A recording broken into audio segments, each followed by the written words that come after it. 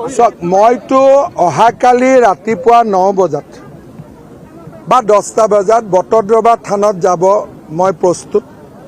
গীতা ভাগৱতত শপত খাই মই কম যে মোৰ ল'ৰা ছোৱালী মোৰ পৰিবাৰ কাৰো ভাৰতৰ বাহিৰত সৰু মাটি এটুকুৰাও নাই। লগতে মোৰ বেংক একাউণ্টটো মই তেওঁক দি দিম। মোৰ পৰিবাৰৰ বেংক একাউণ্টটো তেওঁ চাব পাৰিব আৰু মোৰ ঘৰলৈ আহি মোৰ ঘৰৰ তালা ভাঙি আলমাৰি তালমাৰি যি আছে সব চাব পাৰিব, কোনো আপত্তি নাই। কিন্তু নহয়, তেওঁ কেমেৰাত শপত খালে এইটো কি শপত হ'ল? কিন্তু মোৰোতো সময় নাই।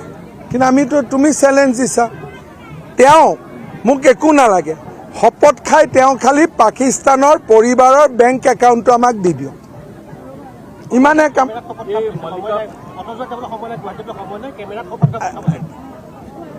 এইটো গীতা ভাগৱতক অপমান কৰাৰোতো এটা লেভেল থাকিব, হয় নহয়?